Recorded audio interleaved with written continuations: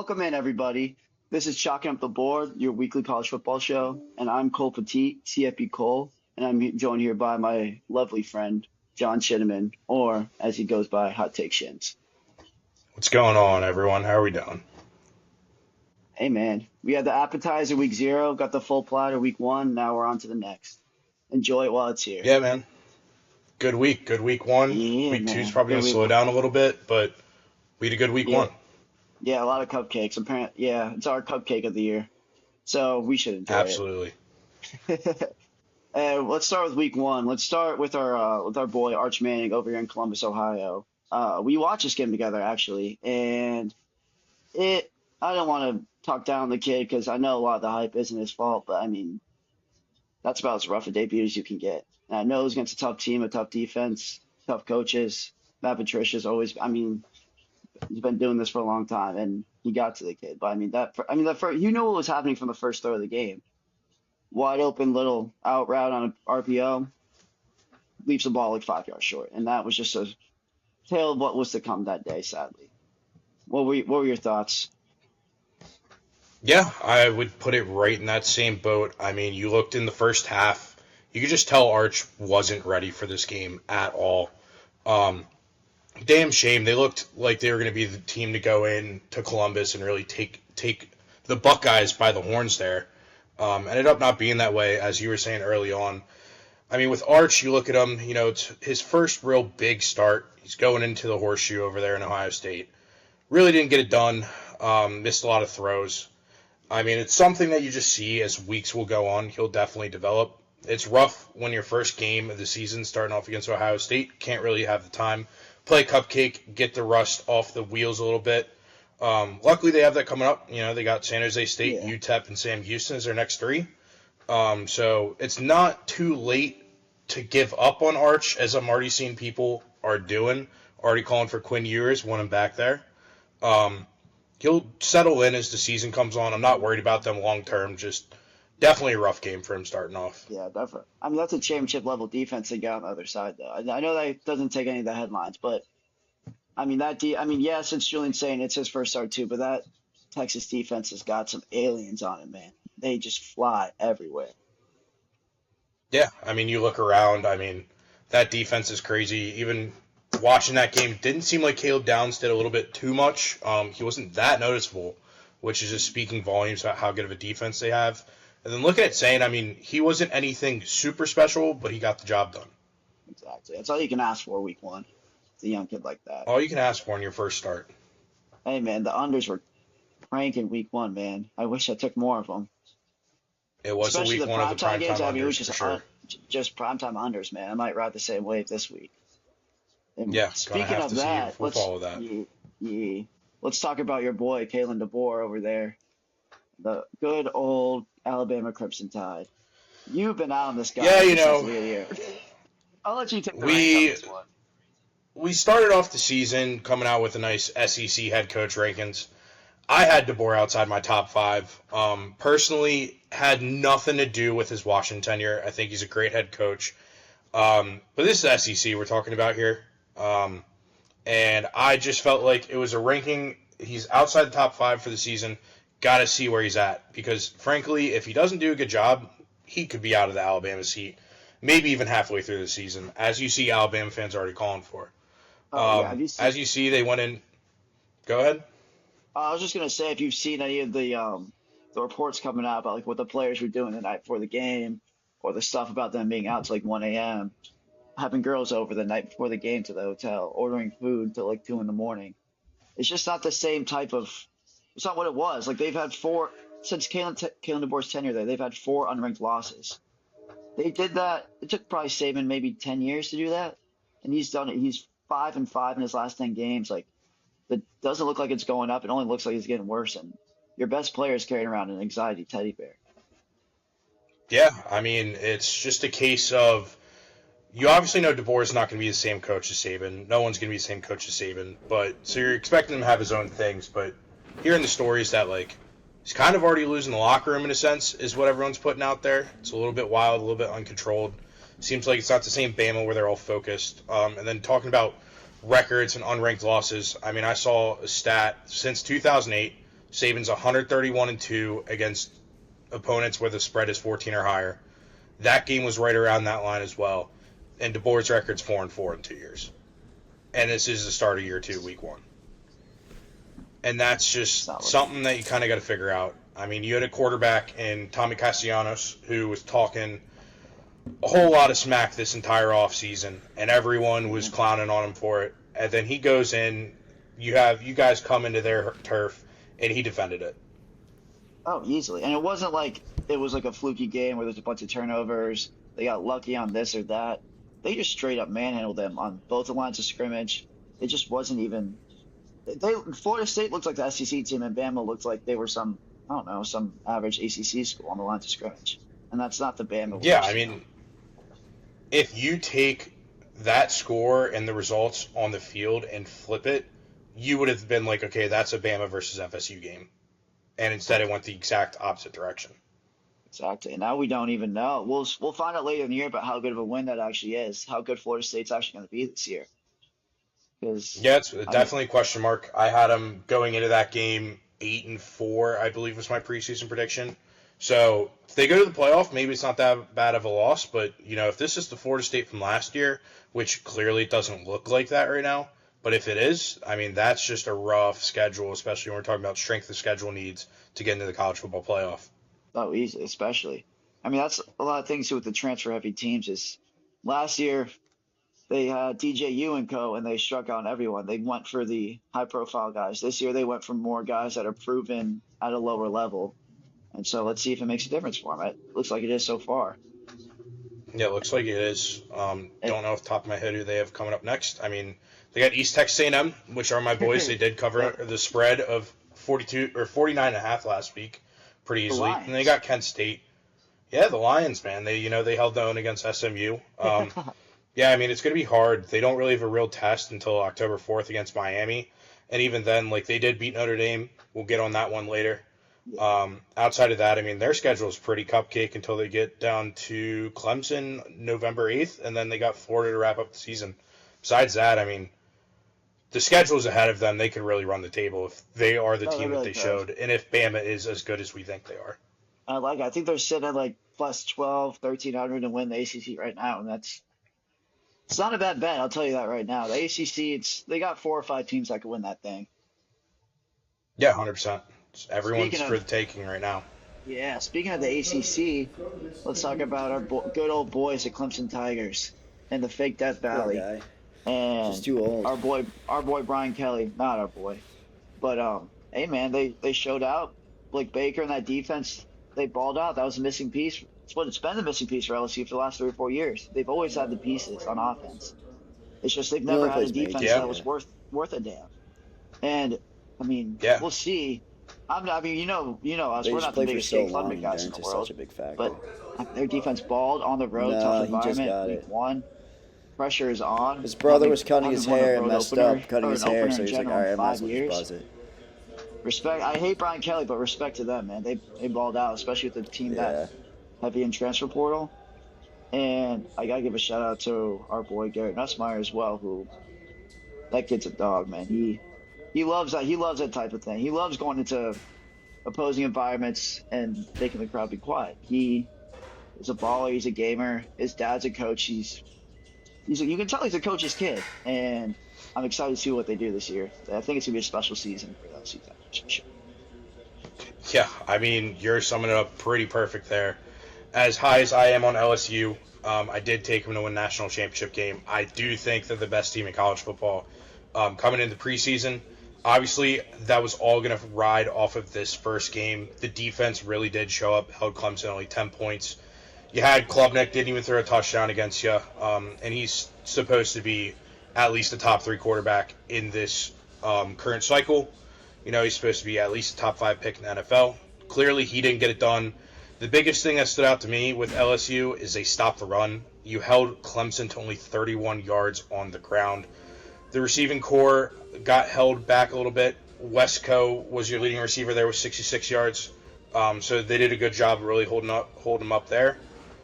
When you look on the offensive side of things, he started slow, but I mean Clemson's got we're going to give credit where credit's due. They got a top 10 defense in all of college football. I mean, They got some dudes. their run defense actually showed up, which was shocking for a good bit. The pass defense was really good. But, I mean, Nussmeier, as you're saying, he's got that ability. He's my best quarterback in college football. Just from poise, like, he'll go out and win you a game. He's not going to do it in flashy ways that other quarterbacks are going to do it. But, I mean, you put the ball in his hands, he's going to find a way to get it done. I was getting a little sketched out just thinking about the past years for season openers in LSU and how they've gone. I mean, you looked at last year, the way they fell apart against USC. There was a part of me that thought they were going to fall apart against Clemson. They held their own. Excited to see where this team does with a 1-0 start next to their name for the first time since 2019, considering what they did in 2019. Exactly. I heard some people talking about this over the week is that I could see Clemson kind of being the LSU of last year where they got this offense, they got all these wide receivers, they got the quarterback, but do they have the running game to do it? Because I don't care how good your receivers are, I don't care how good your quarterback is. If you can't run the ball worth a damn, you're not going to win. You're not going to win anything. I mean, luckily they're playing in the ACC. They got a pretty easy schedule. Although week 3, I do think they're taking that loss to Georgia Tech. I think those boys will pull off a massive upset at home there. I remember that contest being close last year. Outside of that, I mean, you do play SMU, but I'm not high on them. You got Florida State, so that's a We'll See game. You got Louisville. So, I mean, they're actually playing the top ACC squads. So it's going to be a big test for them to see what they'll do the rest of the season. It really is, man. I mean, they got, 3 first-round picks on defense, and I mean, it'd be a shame for that to go to waste for sure. This is their year. This is kind of not like their year that they're done after this, but everyone came back for this year. Like, this is Cade's last year. This is TJ Parker's last year. The wide receivers are young, but everyone on that defense is going to be gone. And yeah, this is the year to get it done. Yeah. By far the year, like, they came into the year, it's their year. Who knows? Right now, I'm out. Yeah, I'm not in either. We can talk about, I know it's not your favorite person in the world, but we got to give respect where it's due to the good old Auburn Tigers and the fighting Hugh Freezes of the world. Talk about a pressure game for that man. They lose, if they go in there and they get smacked around by Baylor, man, the boosters are going to start talking. The people with the money are going to start being in the ears. And respect due, man. Jackson Arnold didn't have the greatest game passing, but you didn't need him to. Who knew he could? I mean, I knew he could run. I didn't know he could run like that. It's crazy yards. What having an O-line behind you does. It really is, man. It really is. And that defense is legit. I mean, I know they give up a lot of points, but I think that Baylor offense, too, is also going to be a problem in the Big 12. Yeah, 100%. I'm still not out on Baylor. I mean, they played, honestly, one of the most talented teams in the SEC from a pure roster standpoint. As we know, we're not high on Hugh Freeze. Jackson Arnold's still a question mark. I know he did run the ball well. I'd like to see him pass ball a little bit better, obviously. But when you have that talent and you're going up against that, I know it's at home, but, it's nothing to hang your head on. I mean, just keep going forward. You still have the Big 12 to win. Exactly. I think I told you this before, too, is I had Auburn win this game, but I still have Baylor's my Big 12 champion. I just think it was a bad matchup to start with week 1, even though it was at home. Yeah, I mean, the rush is coming off. I mean, you look at Sawyer Robinson still. He threw for over 400 yards. He had 3 touchdowns. Yeah. I mean, he held his ground there. I mean, the offense looked good. Defense kind of struggled there. I mean, it's just you're playing a good Auburn squad. They were able to get it done. Respect to Hugh Freeze. Yeah, man. They just had the better athletes when it came down to it. When you got Cam Coleman and Aaron Singleton on the outside, don't got to be too talented of a quarterback. You just got to get in the ball. Yeah, just got to find their ways to get the ball. Yeah, exactly, man. I mean, Hugh Freeze, with that win, he's on track to probably save his job this year. Exactly, man. All right, let's move on. Shall we move on to this week?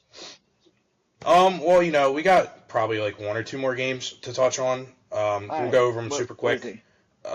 Georgia Tech, Colorado, honestly, the most entertaining game, I believe, of that entire week 1 slate somehow, just in terms of close game. I mean, Hayes King, didn't really get it done on the air, but as you know, Hayes King, that guy is a running quarterback. I mean, 19 carries, 156 yards, 3 touchdowns, including the walk-off touchdown with less than a minute left to not only win the game, but to cover the spread. Got it done for the boys. That was my biggest lock of the week last week. came down to a bit of a sweat, but they got it done. Just wanted to give out a quick props to that Georgia Tech squad. How about that cover, man? How about that was a legendary cover Absolutely right insane cover. there. Legend cover. That kid's a bull. That kid's a warrior, man. I hope he stays healthy the whole year, man, because they could really do something special. Yeah, I dude. love Frank T2, great head coach. I love the whole vibe of the Georgia Tech squad. I think it could be the It's really a good vibe down there. I mean, there's nothing. That program is only in the ups. It'll be interesting to see once Hayes King's gone how that program's kind of going to go. But right now, it's all right in front of you. Might as well go and get after it. exactly, man. You also talk about your boy, or I guess my boy Carson Beck, and the U going up against and getting the big home win week 1 against arguably my favorite coach in CFB, Marcus Freeman. But I think Notre Dame will be fine. I think this is just a really close contested game. I think Miami's defense is vastly improved from what it was last year. That defensive coordinator hire might have been the best hire made all offseason. You can tell those guys play with a different level of intensity. They always had the talent. They just needed the coaching. You got a good. I don't say Carson Beck's a great quarterback. I say he's a good quarterback. And if you just give him receivers in open space, he can make you pay.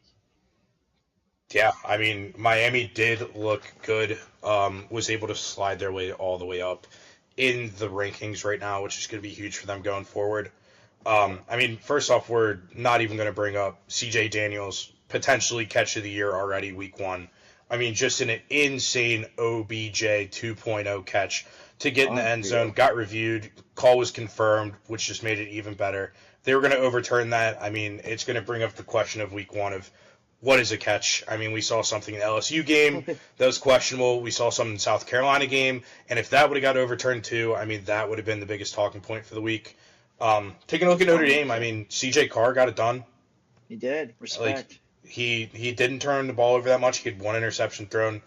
But, I mean, he held his own there. The biggest thing that stood out to me, which they'll be fine, but a key for them going on in this season, especially when your next game sends Texas A&M, you got to get Jeremiah Love going. I mean, 10 carries for 33 yards, no touchdowns. For one of definitely the Heisman favorite out of the running back position. I mean, that's a guy you're going to supposed to be leaning on. You got to give him the ball. He's got to produce. 100%. He had 3 carries in the second half. I mean, what are we doing? You have Yeah, I mean, they were playing down. At least for me. I mean, I'd say he's the best running back in college football. I mean, Yeah. they also had the guy behind him too, is a stud. I don't know what they were thinking. It wasn't like they were getting blown out and they needed to pass the ball. They willingly chose not to. And give C.J. Carr respect where it was due. You didn't hear the most glowing reports of him coming out of fall camp. You heard a lot of that. No. He didn't win this battle. Both the guys were kind of making turnovers, and he just happened to be slightly ahead of the other guy. And so, I mean, we'll see. I mean, I think he proved me wrong. You know this. I was not high on him coming into this game, but I think he's gonna be a good year. I think it's gonna be a great year for the Irish, but they got to find a way to get it done next week in College Station, or else. I mean, you start off that season 0-2. You're staring down a deep, dark barrel, especially as a non-conference opponent where you can't go out and win the conference. Oh, 100%. 100%. Yeah, and you know with them With strength of schedule, not too hot, man. I mean, I know at least they scheduled some games, but it's just, I mean, it's not the same. You lose 2. I mean, you lose the first 2, you gotta win all 10. You lose 1 more, you're not gonna make the college football playoff. Yeah, That's the scary reality right now for Notre Dame fans with not being in a conference. 100% pressure. Your back's against the wall already in week 1. So I mean, the thing with Marcus Freeman too, I think he's a great coach. He rallied the troops last year after the upset of the year to NIU, and they went undefeated, ran the table, made it all the way to the national championship game. So we'll see, but not the best start for our boys. Yeah, not a big panic meter, but it's just something you got to pay attention to. Yeah, that's something you got to pay attention to, especially when you're, like you said, they're independent on a conference. You gotta go 10-2. There's just no ifs, ands, buts, or buts. Like if you're playing like maybe Florida, Oklahoma, I could see a 9-3 getting in, but that's just a whole different. Again, that's a different ball game. We're not talking about them. When it comes to Notre Dame, they got to find a way to get the job done, and they did it week 1. It's all right. All right, on to the next. Any other things you want to touch up on for week 1? No, I mean, well, you want to do our football guy of the week? Yeah. I'll let you take the honors. Yeah, football guy of the week, as we were mentioning earlier, none other than Tommy Castellanos. Sent out a tweet of him when he scored that first touchdown. I mean, that guy was literally doing the Pat Bev celebration. It was pretty awesome to see. Not trying to clown on him any way, shape, or form. Just very funny to see him scoring that first touchdown. The way he's celebrating showed it meant a lot to him. And I mean, he talked all off season long, and he was able to back it up. And then he backed it up even more by after the game. He put out a new T-shirt. So go out there and buy it. I mean, it's all about him backing up his talk. So, you can, if you say stuff in the preseason, you can back it up. You can go ahead and do that. Yeah, exactly, man. I mean, us included, everybody was giving him flack. He kind of looks like a fool, not gonna lie. And then, I mean, dude, talk about out of nowhere. I thought there was no chance in fucking hell that this was gonna be a ball game. I thought it was gonna be. I didn't think it was gonna be easy cover for Bama, but I thought they'd win like something like 31-14, 35-17. But no, man, they got absolute. I know they had a couple injuries too, like their running backs out, and the D tackle for them is out too. But I mean, dude, you got to be better. I mean, just a rough look for the SEC went 14-2 this week, and the two teams that lost were the two favorites for the conference coming into the season. So it just goes to show you how much preseason rankings really mean. Yeah, man, you really do got to get it done. But no, shout out Tommy Castellanos. That kid balled, and that kid's using NIL to its finest, releasing that T-shirt out. Yeah, good for him. And then we'll move on to our good story of the week. Highlighting him over here, Max Johnson for UNC. Absolute terrible game. But it's great that you're supposed to have such a good moment within that game for UNC. Definitely the only bright spot on that entire showing from them. You looked at him last year. Max Johnson, very bad knee injury or leg injury. He had to have 5 different surgeries on his leg. At one point, I was reading an article, he thought he was actually going to lose his leg. So he got to step back up on the football field. They're getting blown out by TCU. He leads an amazing drive and throws a touchdown to none other than his brother in the end zone for a nice little 4-yard route there. Just such a good story of the week. Oh, man, it just makes your heart warm. I saw the picture the other day of his. I mean, it's like up. It's like his whole leg. His whole leg is stitched up. I mean, that's something he's going to have to deal with for the rest of his life. I'm sure it's never going to feel 100% again, but just happy that kid can get back on the football field and he'll just be able to walk again.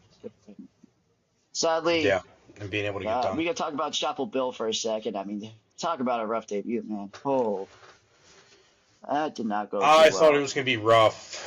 I didn't think it was going to be that rough. I mean, it's honestly to the point where if this doesn't pan out and you're UNC, like, you just have to take a second and look and think, what are we doing with this program right now? You go out there, you're getting better, you hire Mac Brown, he started having a good few years there, then you go ahead and fire him. That was your chance to turn the tides around, go and hire some young hotshot that wants to take over NIL, especially, you got the Jordan brand behind you. NIL, I know, is not really that big of an issue. I know it's going to go more to basketball than it is to football. But you start winning games on the football field, you're going to get that NIL money. And then you go ahead, hire Bill Belichick, who's no experience coaching in college football to begin with, and he's entering the new modern college football era.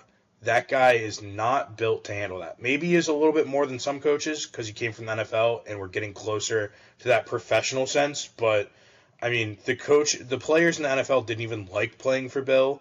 It was more of he was a winner and that's why you played for him. And that's not going to work in the college game. It's also just a mess up there, too. It's like, I saw the video of his girlfriend on the sideline talking to him in the middle of the game. I thought this was hilarious. After the game, 2 TCU players did recreate the picture of, whether she's in like the mermaid dress and he's in like the fisherman holding the rod. Oh, fantastic post. I did see that. Yeah, it was very well done. They also got go ahead. I was gonna say they got a Hulu series coming out on on UNC first. I'm very curious to see that first episode. Yeah, I mean, that's definitely something if you're a UNC fan you want to stray away from. Everyone else is going to be so tuned into that one. We'll see where that one takes them. And actually did see a tweet speaking about UNC and their coaching hires recently. Did see, if we fire Bill Belichick after the season, let's go out there and get Lou Holtz. Let's just get older, why don't we? And maybe get Steve Spurrier next. Yeah, I mean, just go after every quarter. I mean, dude, get Saban. Alabama fans will hate it. Go get Saban. If you're gonna go do that, go get someone proven at Yeah, if this you're gonna, point. yeah, Like, exactly. or just go young. Just go young. I mean, I think going there's young's a the good way. chance Bill is going to be, especially if they lose to UNCC after this week. Like, Oh boy. it's not going to last more than a year. Oh boy, yeah, no, that's not looking too. You got everything. Like, yeah, it's a basketball school, but if you win football games, they're gonna give you money. Everybody loves college football. I mean, you got They're going to give you arguably money. they got arguably some of the best NIL. They got some of the best facilities. They got some of the best uniforms. As you said, you got the Jordan brand behind you. You got a great like you can sell your degree as long as that sounds. But a degree from Chapel Hill does a lot more than about 99% of the degrees you can get out. And for Yeah, them I just to mean, fall, you got it's just everything out in front of you. The issue there is you got, as I've been seeing it from week one described for the home opener with Chapel Bill. You got a country club crowd out there. You're not getting all rowdy like the SEC does, like some Big Ten schools are. These guys are clean cut. They're not going to get that loud. They're going to get mad if you stand up on a big third down and you're blocking their view because they want to sit down and watch the game. It's something that I don't know if you can fix. Maybe winning fixes that and brings out your more crazy fans. Your students get into it more. Maybe you get rid of that country club crowd. You bring in some more of the locals around there and they come and pull for the team. But you got to find something. yeah, man. It's win ball games, man. Winning cures Just all. win. I was about to say like Just our win. boys. We can go over quick of our boys. South Carolina, we didn't play our best ball game. I'd probably say C performance, C minus performance. The offense, we looked like world beaters after the first possession. Everyone was tweeting out that we're going to win the national championship. 7 plays, 75 yards. I mean, just absolutely beautifully scripted. And then we fell asleep for 2 quarters. And luckily, not luckily, our defense balled out. Shout out Fred Johnson, Jr. That kid's going to be a stud. That kid's going to be an NFL player for sure. Shout out to let's see, shout out to our left guard. Our left side offensive line's got to get better. It just clearly we took one deep shot all game because we just didn't have time to let routes develop, and that cannot happen again this year. We have the talent, we have the skill players, we have the quarterback. We thought we had the O line, but do we really? We'll see. And luckily, not luckily, The but that biggest thing that especially I see, go ahead. like with that O line, is you got a lot of new guys playing together, especially on the inside. The inside's brand new for the most part, especially on that left guard and center side. The biggest thing I was noticing is a big lack of communication, missing assignments. It's something that you can clean up. I mean, you look at South Carolina. First off, Virginia Tech, hats off to them. Really thought they held their own in that game. Um, Those Honestly, I have them going receivers, 6-6, 7-5. The receivers were winning every 50-50 ball. Very impressive. Kyron Jones, if he cleaned up a couple more throws, honestly, we could have been looking on an upset alert a little bit. Um, but from the South Carolina side of things, I mean, you look at week one last year, you almost lost to Old Dominion. You at least got it done, and the fourth quarter you kind of put it away, and that game left no doubt in any of the fans there. Got the win. And to think that this team doesn't get better down the season is ridiculous. If you're out on the Gamecocks right now, I mean, this was the same team, as I was saying, almost lost to Old Dominion, and then you were probably the same person pulling for them to get into the playoffs. So they went 1-0 against the Power 4 team. Let's see how they keep going throughout the season. exactly. Also, shout out Fakari Swain. That was one of the best punt returns I've ever seen in my life. I mean, that was the one where you make one cut and you're gone. That dude juked out about 4 Virginia Tech players, hit a little super solid dive into the end zone, and it just completely turned the game around. And Yeah, I mean, had the blocks too. yeah, exactly, exactly. Did you see the play too? What they did? So they double teamed the gunners on the outside, so they left the 3 guys in the middle completely unblocked, and just used extra blockers to block them, thinking that the other guys wouldn't be able to get to Vicari, and it worked. Great play call by Beamer. I was talking trash about him 5 seconds before, saying he should have taken that penalty. Clearly, that's why he's on the sidelines, and I'm here talking to you. But no, I mean, shout out to the Gamecocks. Lots of great stuff to see, a lot of flash plays, but definitely a lot to work on. Yeah, now let's make our way over to the new week. Let's do it, my guy. Where do we want to start? Let's start with some good old pure hatred. We got the Kansas Jayhawks traveling to good old fake Columbia, Missouri. And we got a 6.5 point spread on this game, and I'm excited, man. I mean, this I know, like I didn't know how much you guys hate each other. I was reading up on it. I mean, this is pure hatred. And early looks at the line, I like Kansas by the spread. I think Missouri's gonna win this game. Kansas, they got Jalen Daniels finally healthy, which is great, but that O line's still struggling a bit. I mean, against Fresno State, they're still giving up pressure all the time, and they gotta clean that up. But they do have the guys, and I'm excited to see them going up against the caliber of defense that Missouri has. Yeah, I mean, I agree. Right now, spread-wise, I would lean Kansas, but I do think Missouri gets it done. I mean, this is a very big game for me in terms of identity seeking. I don't really know how Kansas is going to look this year. Still, I'm kind of out on Missouri as a team. I think they could be really good. They could be really bad. It's honestly, who knows? I mean, the quarterback, Bo, he held his own game one. I mean, you're playing a bad FCS cupcake, so you take it with a grain of salt. But I'm excited to see him against a good team in Kansas, as well as the guy that I think might be one of the breakout stars this year in the SEC, and Ahmad Hardy. I mean, that guy is going to be something right now. He's 10 carries, 100 yards, and a touchdown. Excited to see what he can do against this Kansas team as well. I'm going to say it's probably going to be a Missouri game. Wouldn't be shocked if Missouri would blow them out. Would be shocked if Kansas blew them out. I agree. I was also looking at this over. I really like this over. I think both these teams, regardless, I think they're going to find a way to put up points. And Yeah, I think, 51 and a half. yeah, That's going to be a shootout. yeah, I agree. And I mean, looking at the trends, I mean, Missouri 6-1 in their last 7 home games, and Kansas is 2-7 in their last 9 September road games. So we will see where it goes. But I think the real difference maker is that Kansas O line. How much are they going to miss Devin Neal, the running back? Are they going to be able to figure it out without him? Who is this new guy? Is he going to get it done? We should see, because it's a different type of caliber that Missouri plays with. Kansas has looked great, and trust me, they're a feel good story. I love Kansas. Their new stadium. Have you seen it? It's immaculate. Great Beautiful. stuff out of that. Oh my gosh, gorgeous field. Jalen Daniels, one of my Sucks it favorite to players play in in sport. Kansas City for a year, but Yeah, beautiful. exactly. I think it's worth it now. Jalen Daniels, he could enter the portal and gotten anyone in the country he wanted to.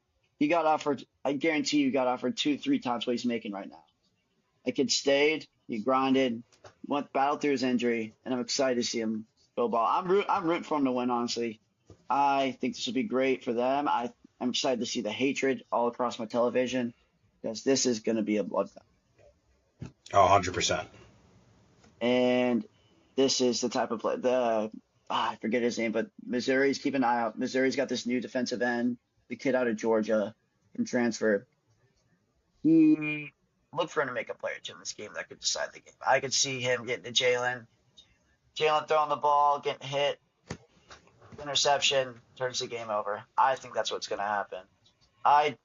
Bo for Beulah, I wasn't in on him coming into the year, you know that, but he was playing a high school team last week, but I mean, he looked good. I got to give it to the guy. That's all we have to go off of. He could run for sure. That's not debatable. But he's got a cannon, man. I didn't realize it, and I'm Yeah, excited to he's see got a him go cannon against and real he can competition. run. Exactly, man. Yeah, Little White Thunder. All right. absolutely. So what's your official pick for the game? We'll do spread. Spread, I know you knew. I'm going to go Kansas plus 6.5, but just pick in terms of who's going to win. I'm giving Missouri. We'll join you on that boat. I think it's gonna be a great day down in the fake Columbia. Now let's talk some good old. Let's do some more. Let's do Florida USF. So this is 17.5 point spread.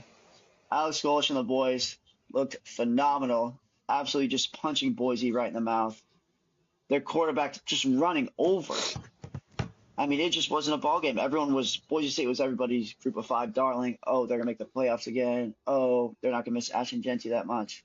Well, they didn't look too hot. And I think this is a day. I don't think USF is going to win this game, but I definitely think they can. I think USF will hang. I mean, it's tough to judge on my end. I was never high on Boise for this year. I felt like Genty was the make and model of what that Boise team was last year to get as good as they were. Um, so I mean, props to USF though. I still think they're a good team. I think they're one of the best I'd say group of five squads. I mean, you just look at Byron Brown. I mean, that guy is something special to watch with the football. Saw him in person last year when they played the U. I mean, he made some special plays. Good to see Alex Golish gets that 1-0 start to the season, but now you got to head to the Swamp. Whole new game, whole new atmosphere. I mean, you're used to playing in Raymond James where there isn't much of an atmosphere to begin with. Now you're going to one of the best places in all of college football. I mean, that Florida team is no joke. I'm very highly rated on them. I think they're going to get it done. They'll probably end up covering. Hopefully, it's not a blowout for the USF's sake. Hopefully, they can keep it close, and that way they can keep that momentum rolling into some more tough journeys they have ahead against, they got the U coming up. I believe they might have FSU coming up as well. I mean, they just got to keep it rolling, and we'll see what they can do. Yeah, man. No, I'm high on the Gators as well. On both lines of scrimmage, they got dudes. They got an absolute baller quarterback. You know how much I love Lagway. I think that guy fully healthy is right there with Lenore Sellers and Garrett Nussmeier as the best quarterback in the country. That Baugh, most underrated running back in the country by far. That kid's a bowling ball, and that kid does not go down. And he's got wheels, and I don't know why he is not talked about more nationally. And the receivers, where they got absolute dudes on the outside. You know, Florida, they always recruit well at the skill positions. And they got Eugene Wilson now healthy. They got Dallas Wilson. I mean, they got some absolute different type of speed that USF hasn't seen yet, might not see for the rest of the season. But the only thing that scares me about this game is for Florida is this could be a potential. This is more for a spread. I don't think they actually lose this game. But they got LSU and then they got Miami. And this is your classic look ahead spot. Right sandwich game, like right in the middle. Do they focus and get it done, or do they let the gas off the pedal? Say they're up 20 going into the fourth quarter, kind of pull their dogs back, score a touchdown, don't cover the spread. I could definitely see something like that happen. And USF's always feisty. Golish always almost went into Bama and beat Bama. I mean, the guy knows what he's doing, and I think he'll be in the Power Four very soon. Yeah, I definitely see Golish as that guy. I mean, I'm right there with you. I think Florida pretty much covers easily. The only way they don't in this game is if Byron Brown actually puts USF and the entire city of Tampa on his shoulders and walks into Gainesville and just controls that entire game. I mean, based on what I watched in that game against Boise, he's not only their quarterback, but he's like 90% of their rushing attack. So it's going to be big for Florida, see how you can stop that big, heavy, dual-threat quarterback that can truck you over. But like I'm saying, I think Florida gets this one done easily. Yeah, I think this one goes to the Gators. All right, on to the next. Let's talk some Illinois, the Fighting Brett Bielema's versus the Blue Devils. I'll let you take the lead on this guy. Yeah, I mean, you got two pretty good teams. I think people in the nation are pretty low on Duke as a whole. They're dogs in this game. Honestly, they are my underdog of the week. I think Duke at home, you bring in the Tulane quarterback Mensa. He looked pretty good in his first game. I know you're playing Brett Bielema, who runs a good defense over there. But I think Mensa is just going to do enough and get them over the edge at home. I mean, the over-under is 49.5, indicating we're going to have a low-scoring game there. I believe that's going to be true. It's going to be more in the ballpark of like 21-13, maybe 21-17, but it's going to go in the Blue Devils' way. Yeah, no, I don't know if I'm fully with you there. I just trust Luke Altmaier in this. This is a veteran Illinois team. This is a team that had a bunch of guys come back. They're veteran on defense. They got the quarterback that's not gonna get rattled in this. I mean, not like a crazy environment, but like they still pack it out. I think the line is it's a sucker line. It's a 3.5. I mean, I don't know, man. I just think Duke's O line's not gonna be able to hold up enough. I think Mensa's gonna face too much pressure, and the trenches are going to kind of decide this game. But if we want to go look at it the other way, Illinois secondary is also very good. I need to see Mensa this year. I think the kid's very talented, but how's the supporting cast? We really don't know yet. And Yeah, we really don't know. Like if they're got some dudes out there, they got some ballers, the guys can go up and just win some 50-50 balls. Hell yeah, they can win this game. I just need to see it first, personally, if I'm going to take a 3.5. So Yeah, I'm gonna lay the 3.5. that's completely fair. I have no disrespect to this Illinois team at all. I think they're really good. It's just something I'm going with my gut here, and it's just saying Duke I can is definitely going to see pull it. off what I'm even going to call an upset. I mean, technically, on paper, it's an upset. I think Duke is kind of an undervalued team this year, I and I don't think they'll get it disagree. done. I don't disagree at all. They spent that money trying to put the where your mouth where the money is. So Exactly. let's go to the battle of the Cyhawk. Good old Iowa State battle. This game is always the same. Low scoring, bunch of defense, bunch of incomplete passes, and somebody kicks a field goal to win it. I think the under is like 7-1, 8-1 of the last like 8 or 9 games. I think Iowa had this. They never have a quarterback, but the South Dakota kid they brought in had won 2 national championships. Supposed to be the guy that finally fixes it. All the camp reports are that. Well, he didn't look too hot week 1 against the school in the deaf and the blind. He was like under 50% completion percentage, threw from maybe barely 100 yards. I just I trust Rocco Beck. I know it's on the road. I trust Rocco Beck, the senior. I think this is the year for him. I could see them reaching the Big 12 championship game and winning it. And I think it continues here.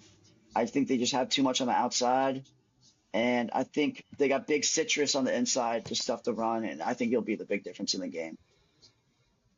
Yeah, I'm right there with you. I mean, spreads another 3.5 one that we're looking at. I'm gonna Tough a take lot. Iowa State.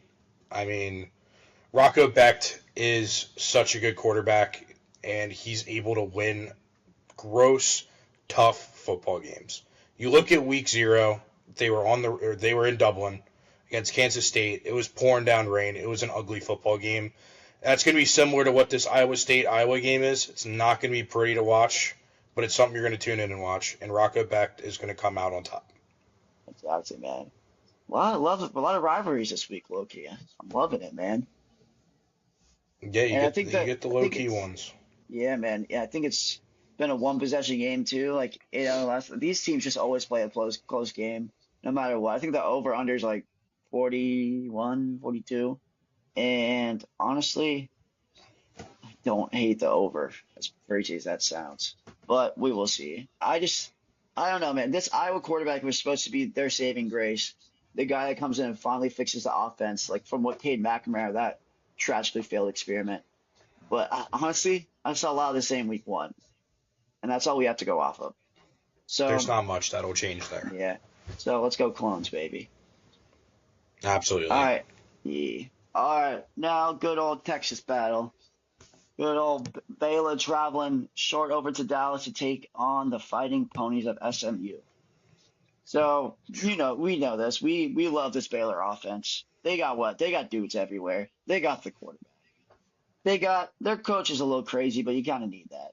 It's just can their defense show up? Because if they can, man, they can be incredibly dangerous. And I think they're incredibly dangerous in this game. They're small dogs. They're -2.5. Again, another sucker line. But I think SMU is slightly overvalued. I don't think Brett Lashley and co are all that this year. I think Baylor goes in and gets the job done. I think Sawyer continues what he's been doing and puts up 300 something yards, 3 touchdowns. Their running back too. Kid was a true freshman last year, ran for over 1,000 yards, looked great against Auburn. I think they got him, man. I think this is going to be a close battle for 3 quarters. I think Baylor pulls away late. Yeah, I am in full agreement with you. I mean, I do think Kevin Jennings on the SMU side of the ball is a really good quarterback. He's probably my number 2 in the ACC behind Hayes King in terms of just dynamic playmaker. But my biggest thing is SMU is such an overrated team. I mean, you play in the ACC, as I am an ACC hater. I just don't think that highly of them going into this year. And I'm high on Baylor. I mean, Sawyer Robinson, you threw for over 400 yards, like I was saying. You got the weapons there. If the defense shows up, this will be an easy Yeah, easy 2 possession game I agree. win for the Might take Baylor some alternate Bears. spread on this. I could see them winning by 10 to 14 points. It's definitely something. And I mean, I watched actually SMU play East Texas A&M because I did take their cover. and they covered. I mean, you're playing a dog. You had some big plays, but in reality, if East Texas A&M was a not cupcake team, that game would have been close. They drove a couple times and they had terrible turnovers. I mean, they were on the 5 first and goal through a pick six. They were driving again, got to the 5 yard line, kicker missed a 5 yard field goal. I mean, they are not a good team by any measures, and they covered by 20 points. And Yeah, if you bring that Baylor offense in there, I really think we're going to see the Pony Express make its way back to the yeah. out I of the think they'll top derail off the 25. tracks, crash into the woods. They'll go out of the top 25. Yeah, no, I think they're over. I think they're overrated. I think also Rhett Lashley's comments this offseason, just backing up what Sig said, it's just a joke, man. Those guys don't know what they're talking about. Such a And joke. that's such a joke. It's okay. And Baylor's back, not backs against the wall, but I mean, already got one loss on the docket. Do you really want two this early with a team that this like a lot? Not they weren't like a favorite to win the Big 12, but they're top five in the odds. Like they're supposed to be a good team this year. It's not going to look the same if Yeah, they started out 0-2. it's really not. And this game, the debate of the day. Let's talk about good old Ole Miss versus the Fighting Mark Stoops. So this game, obviously, it's the revenge factor for Kiffin. You know, if he gets a chance around to score, he's going to. Yes, it's on the road. I really don't care. Kroger, I don't think Kroger Field's all that. I think this, not to be mean, but I think this Kentucky team just stinks, man. I just don't think they're good. Calzada threw for under 100 yards and a pick and for under 50% completion percentage against Toledo. They were outgained by Toledo. I just don't think they have the guys, and I just don't understand why the spread is this low. I think this could easily be a 21-point victory for Ole Miss if they want it to be. Yeah, I mean, this game to me is very fishy. I lean every day of the week. Ole Miss is going to go in there with their revenge. Lane Kiffin's going to go and hand it over to Mark Stoops. I mean, Calzada is not a good quarterback. You cannot throw for under 50% completions and throw a pick and under 100 yards against a Toledo squad. Can't do that. That is supposed to be your cupcake, and you're the SEC. You're supposed to go in there and handle it. You shouldn't have the entire nation before the game screaming upset alert before the game is even kicked off. That is the state of the Kentucky program. Ole Miss, you got a good quarterback there in Simmons. Obviously, played a little bit of a sloppy game against Georgia State. I think he'll just get better and better every week. No surprises here. I think Lane's going to go full throttle on the pedal there. They're going to pull ahead pretty easily. I mean, the very sketchy part about this game is the Vegas line. First off, it opened at 9.5. If I was going into this game, I thought it would have been a 13.5 minimum. 13.5 to 16.5 is where I would have put this line to open. Then you get a day in, the line's now 8.5. It's moving more towards Kentucky's way, and you may think, wow, Kentucky did it last year, they're going to do it this year. You look at that team, I mean, they lost Max Harrison to the draft, they lost Deion Walker to the draft, they lost their biggest talent pieces and proceeded to not replace them in the portal and only got worse. You lost Barry and Brown. I mean, there's not a lot going on with this Kentucky team. Your quarterback is Zach Calzada, who's by far the worst starting quarterback in the SEC. Not even So I close. think Ole Miss is going to blow the doors off. Yeah, I agree. You know me too. I'm high on this Austin Simmons kid. I think by the end of the year, he could be easily seen as a top 4 to 5 quarterback in this conference and maybe the country. We remember what happened last year. Yeah, it was one drive. But I mean, just show like the plays they called during that drive just shows you the confidence Lane has in this kid. They didn't just hand the ball off when they against Georgia when he came in. No, he went 6 for 6, threw 6 absolute piss missiles, and drove straight down the field when they hadn't done anything all day and scored a touchdown.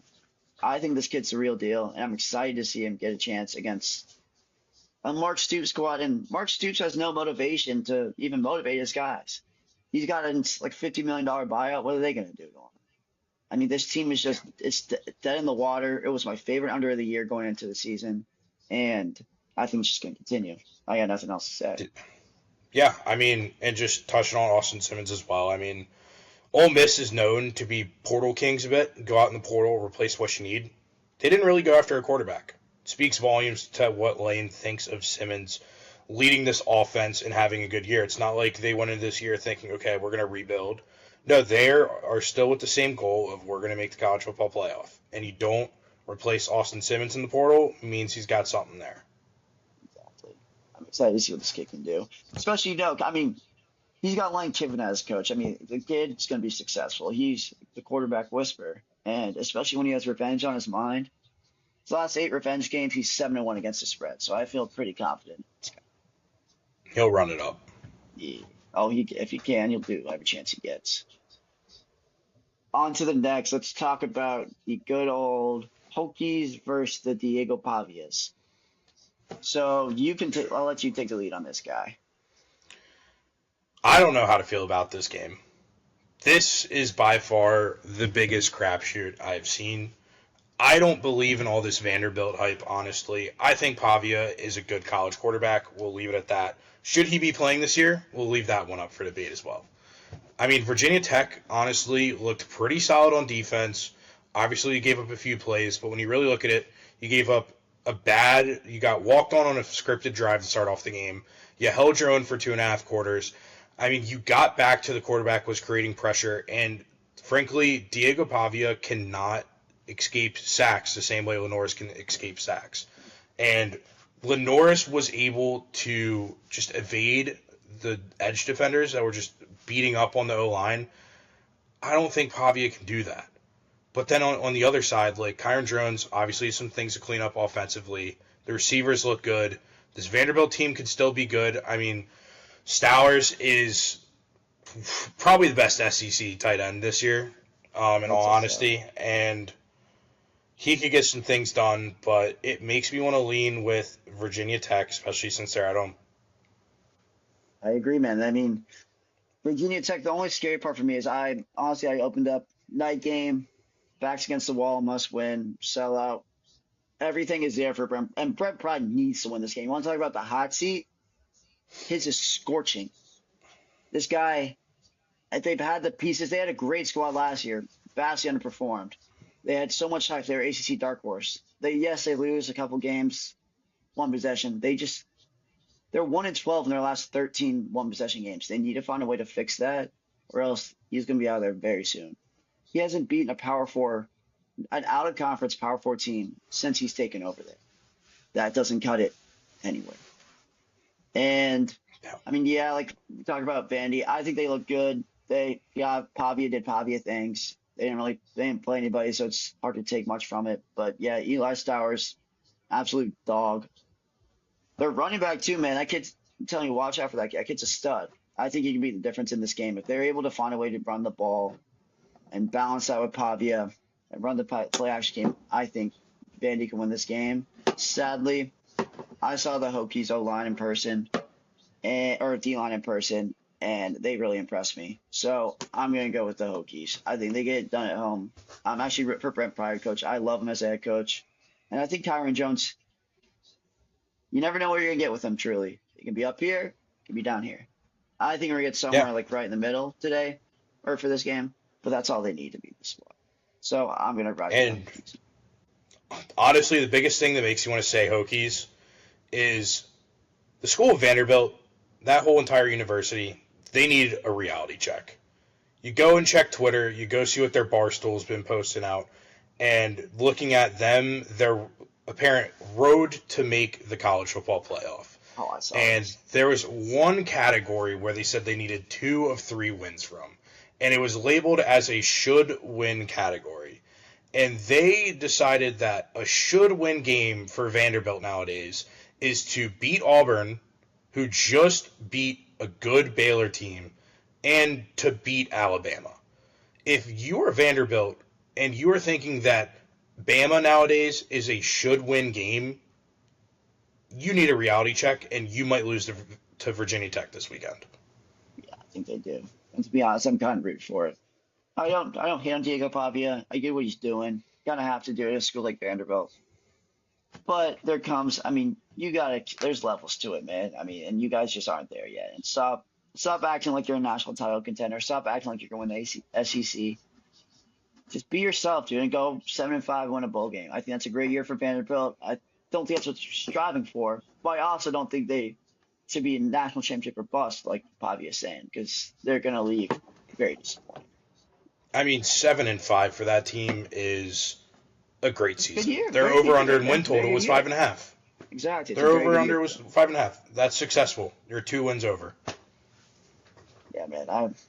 That Pavia guy, he rubs a lot of people the wrong way, and I can see why.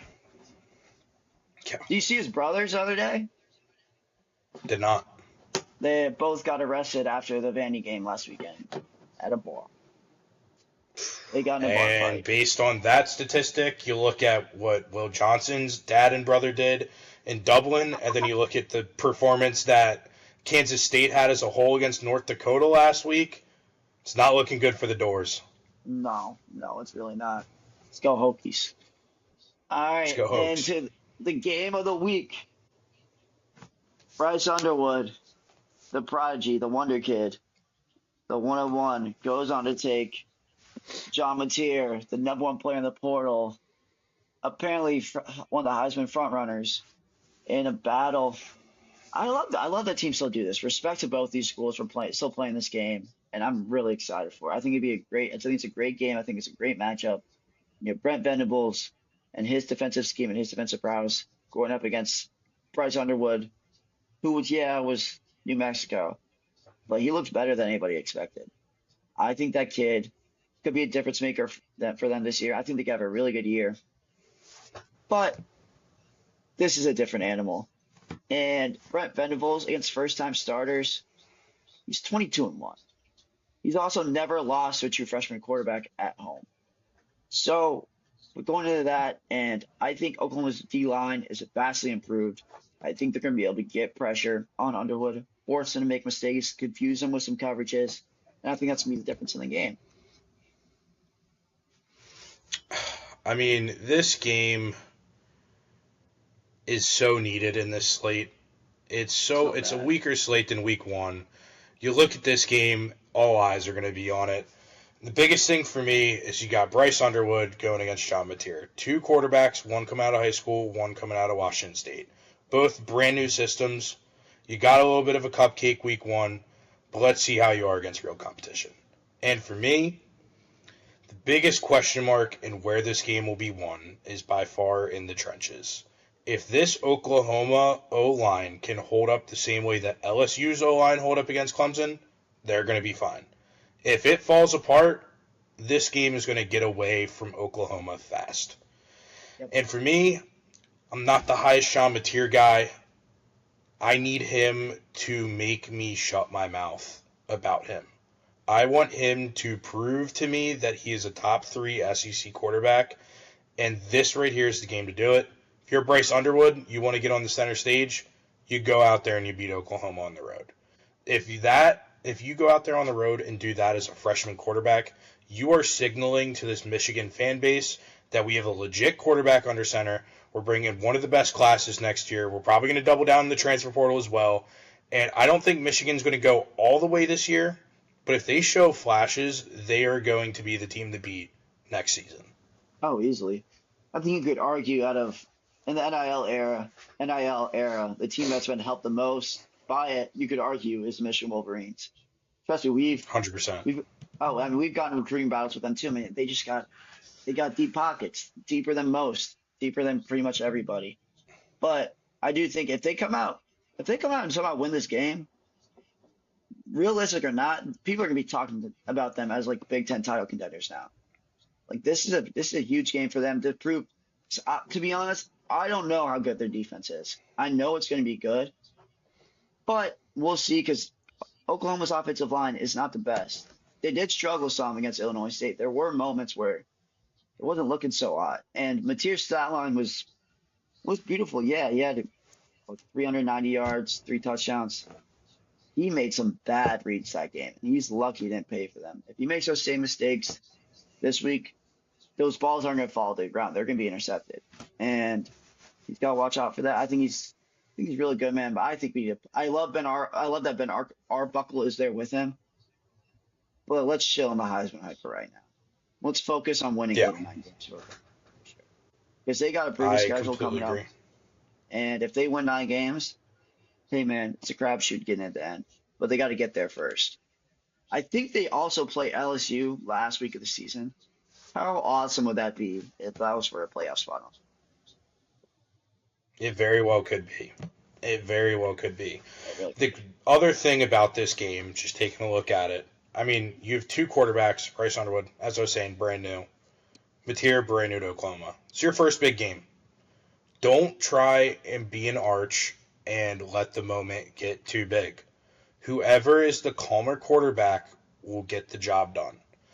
And we're going to see the mental states of both Underwood and Mateer on national television. It's going to be something to watch. These are two guys that are kind of on the outsides of the playoffs. You need this one to get in, and you need this one for your fan base. But You really if do. I had to pick today, Oklahoma being at home makes me want to go Oklahoma. The line's -5.5. I think Oklahoma's going to win by 4. It's going to be close, but they're going to pull something off, and Mateer will seal the deal. Respect. I think I'm gonna go with. I would say it's a blowout or anything, but I think Oklahoma wins. I think they cover by I think they win by a touchdown. Again, these That's fair. lines are sucker lines this week, man. They are killing us. Good old It's Vegas. it Five is and a some half. Like what rough is that? I don't think lines. they. I don't think they know. I don't think Vegas knows really. I think they're trying to get people to tell them which way for the line to go. Just point at 5.5. I mean, that's kind of what it says. Then Yeah, we no one got. knows. Ooh, I love this clash. The Sun Devils and the Kenny Dillinghams, who apparently can't stay within an hour of the stadium because it's only casinos, are going up against my least favorite on the planet, Brandon Walker, and the Mississippi State Bulldogs. This game is going to be a contrast in styles. It's going to be a contrast in conferences, contrast in coaches. And I'm really excited for this. I thought this line would be a little bigger, to be honest, but I'm happy it's not because that kind of shows me that I think Mississippi State. I want to talk about Ahmed Hardy for newcomer. Fluff is a dog. Fluff is going to show out in this game. I think this is a true breakout game for him, and I think if you look at the receptions for Arizona State last game, the game last week, they had like 3 catches by a wide receiver not named Jordan Tyson. Shut down Jordan Tyson. I don't care how good Sam Levitt is. He's a stud. Don't get me wrong. Shut down Jordan Tyson. I think Mississippi State's very alive in this game, and I think they can very well win it. I I have to agree with you. I kind of am pulling for Mississippi State this year. Kind of want to see some life in that program. What I saw with them against Southern Miss, I mean, that running back duo they have between Booth and Fluff Bothwell looks very intimidating as a 1-2 punch. I mean, they might get it done against Arizona State, but in reality, I mean, Arizona State's coming with the hype, and tickets to get in right now are only $28. If you want a deal and you want to go watch a good P4 versus P4 matchup, fly down to Davis Wade Stadium, go take in a nice SEC versus Big 12 game. But with that being said, watching that Mississippi State defense, they kind of struggled against Southern Miss in some areas. And as you were saying, I mean, the key to this game is shutting down Jordan Tyson for him. They're not going to get it done. That guy, they are not going to get that done with what they showed. And also, it's going to be interesting to see what they can do trying to stop Sam from being that dual threat quarterback that he is.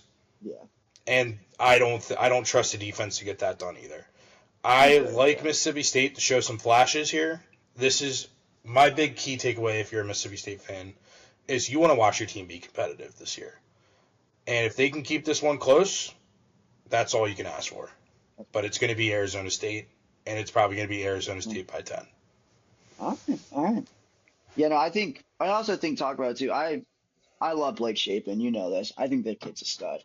I think this kid's not talked about enough just because he's on a bad team and he was hurt last year. But you look at his stats when he's played. I mean, this kid can he can spin the pig, man. Also, Jeff Levy, I think he's a great head coach. I don't think he's a great head coach. I think he's a very good head coach. I think he's a great quarterbacks coach. And I think I think it's gonna be a shootout. I think there's gonna be a lot of points in this game. And I just think they go back and forth. I think Mississippi State gets it at the end at home, and I think they find a way to get it done. Yeah, I mean, the over being 59.5 indicates a shootout. I like Yeah. Shapen. If Michael Van Buren was still the quarterback of this Mississippi State team, I think he would have got it done. Shapen's going to leave him just outside of that. All right, fair enough. All right. That is it for our games of the week. So do you want to go? We can go over our dogs of the week and our chalk of the week. Yeah, I mean, the dog, we kind of already went over on my end. Um, I think that Duke will get it done at home. Pretty easy game there in terms of chalk for me. There's a team that I'm going to ride until they prove me wrong, and that is going to be the Green Wave of Tulane. I mean, they are minus 10.5 in this one I against love South that. Alabama. This was a team that just went up against Northwestern and won by 20 and won handsomely. You also have the Hurricane Katrina jerseys that just came out, and pretty disrespectful of Northwestern to not even let Tulane wear those jerseys.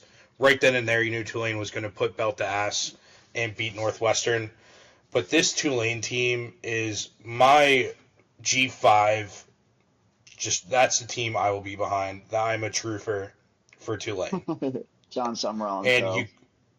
like John Summerall will be if Hugh Freeze finds his way out of Auburn, John Summerall will be replacing Hugh and will be leading Auburn to good things. And just to make matters better for them, I mean, the whole BYU fiasco with Retzlaff, you got a good quarterback now. Yeah, man, It's like they you're got fine. blessed though. Oh, they're more than fine. Lots of the portal too, and they just reloaded. That just shows at a school like that just shows how good of a coach Summerall is, and how it's not a fluke, and how yeah, I mean he's an Alabama boy. I think he's from Montgomery, so if that Auburn job opens up, I that's like a it's like a hand to a glove, man. That'd be a perfect fit. But And yeah, that's yeah, where no, he'll go. I couldn't agree more with your pick. I locked that in on Sunday right after the games were over. I love the Green Wave, and I think they win. I'm gonna What go do you with got? this is for my dog of the week. Went out plus 14 and a half. And I'm going to go to the group of five ranks and take the James Madison Dukies against the Louisville Cardinals. This line's at 14 and a half. And this is a lot more to do. I think James Madison's very good. They played a high school team last week. They put up 600 yards of offense. They ran the ball for over 300. They looked very efficient. Yes, it was against not the best competition, but a lot of teams didn't play the best competition, and not hardly any of them looked as good as they did. I think this line's a little inflated. I think it's a little disrespectful. I think Louisville's a very good team. They're also very transfer heavy. Teams like that tend to gel as the season goes on. Yes, they have Isaac Brown, all world running back, lit the world on fire as a freshman last year. Kid's an absolute stud. Don't get me wrong. But I think Miller Moss is going to make a couple of mistakes in this game that just cost him.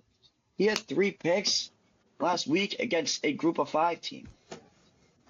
And I don't think he's it yet. I don't think they've meshed yet. I don't know what kind of weapons they have on the outside. Their defense didn't look great last week. So yeah, I'm gonna ride James Madison plus 14 and a half.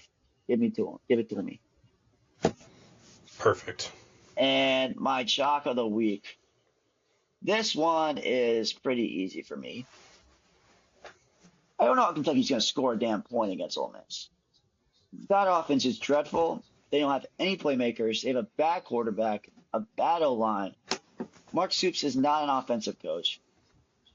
I mean, to keep this game with 8.5, they'd have to keep Ole Miss to like 17 points. I don't see that happening. I see Ole Miss blowing the doors off of them. I might take a couple of alternate spreads. This is going to be a bloodbath.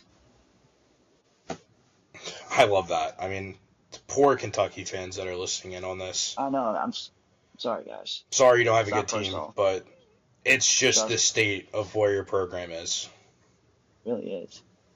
I mean, it's just the thing is too. It's like Mark Stoops. Like he tried to get the A&M job, but they told him no, and then he came back to Kentucky. Like that guy. I haven't loved it. I never loved that guy in the first place, but I just think he has no motivation left. He's tired. He's gonna be out of there soon. It's a it's Yeah, just a dead man walking, man. And Lane it's a Kiffin's gonna lost cause. I mean, Lane Tippett's just gonna step on that throat from the kick. I don't see how they keep it close. I don't understand this line at all. Maybe it's a sucker bet. It probably is. It's probably a square bet, but I'm gonna take it. I'm gonna trust in Lane Kiffin. Yeah. Yeah, and that is about it, my friend. Thank you guys for Well, joining us. wait. I do have one more point to bring up before we end the show. Yeah, go for it. We want to talk about what this slate is as a whole, and we were talking about it's a lot of cupcake, a lot of rivalry. My football guy of the week for next week has already been claimed, and we haven't even played it down in college football yet. Look no further than the Grambling State head coach. These guys are going on the road to Columbus, taking on the Ohio State Buckeyes, who are now the number one ranked team in the country. The reporter asked him what are his initial thoughts on Ohio State. He proceeded to say that, end quote, they've got a great band and we've got a great band. We're going to compete as a band. Then said, I'm just joking, we understand what's going to happen. That guy fully understands that his sole mission is to take the bus from Grambling up to Columbus, walk up to the AD, collect his check, and turn right back around. And that is just one of the best things you can ever see. I love that quote. Yeah, that's awesome. Hey man, respect. You gotta get. I'm sure they're getting paid very handsomely to get their brains beat in. They're definitely getting a couple million. I mean, that coach is literally seeing his salary get paid by Ohio State. Oh no, exactly. All right, I think that should be it. I love that shout out. I guess I'll come with my football guy of the week once the games are played, and we'll see how it goes. Should be a great week too. Yes, as we said, there's a lot of cupcakes, which is gonna happen early in the year. But I also think there's a lot of great ball games. There's a lot of rivalry games this weekend. I just hate that. I think it's like three or four of the biggest games are all like start within 30 minutes of each other, and it's just like, what are you guys doing? Spread these guys out. There's no games on for turn time slots. It's all night games this weekend. But I mean, it's college football. It's college football. We're not going to complain. I'm just happy it's back and enjoy it while it's here because feels the summer feels like forever, but once it's here, it goes by in a flash. So don't forget to enjoy it and just have a good time, man. Enjoy that couch, enjoy that beer, and enjoy some good old fashioned college football. And we'll see you back next week with our takes on what happened with these games. And we'll also be releasing our new AP poll too, the real ball knowers poll. So we will see you guys soon. Thank you so much for joining us. This was Chalking Up the Board, and we'll see you guys next time.